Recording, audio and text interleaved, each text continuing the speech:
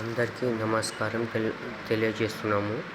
మొదట kitchen garden ఉన్నట్లు కొడుతున్నారు. అలా కొట్టకూడదు. ఒకసారి ఇది వీడియో ప్రకారం చూసి నిదానంగా కొట్టాల్సిందిగా కోరుతున్నాం. ఇప్పుడు ఇక్కడ మహాలక్ష్మి అని గొండాన్ని ఉన్నారు.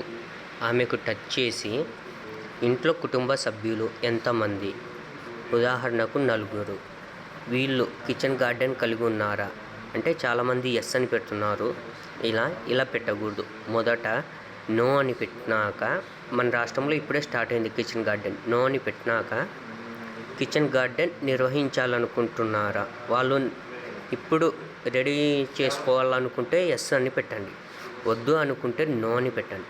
ఇప్పుడు ఈమె వేసుకోవాలనుకుంటుంది కాబట్టి ఎస్ అని పెట్టి, ఈమెకు స్థలం ఉందా, ఉంటే ఎస్ అని పెడతాం, లేకపోతే లేదు అని పెడతాం. స్థలం ఉంది కాబట్టి ఎస్ అని పెట్టి, స్థలం సైజు ఎన్ని అడుగులు, 15 అడుగులు. ఆ స్థలం ఇంటికి దగ్గరలో ముందు భాగమా వెనుక భాగమా? వెనుక భాగం. అలాగే హౌస్ హోల్డ్ కంపోస్ట్ పిట్ అంటే వానపాములు తయారు చేసేది. ఇది చాలామంది దీనికి కూడా ఎస్ అని పెడుతున్నారు. అలా పెట్టకూడదు. మొదట నో అని పెట్టి, తర్వాత స్థలం ఉంటే ఎస్ అని పెడతాం, లేకపోతే లేదని పెడతాం. స్థలం ఉందనుకోండి, ఇలా పెట్టి ఇది 12 చదరపు అడుగులు పెట్టి సబ్మిట్ కొడతాం. ఇలా కొడితేనే కరెక్ట్ రిపోర్ట్ వస్తుంది. చాలామంది ఇలా 4 పెట్టి కిచెన్ గార్డెన్ ఉంది, చదరపు అడుగులు ఇలా పెట్టి, ఇంటి ముందు భాగము హౌస్ హోల్డ్ ఉంది ఇలా పెట్టి కొడుతున్నారు. ఇలా కొట్టడము ఇది తప్పు.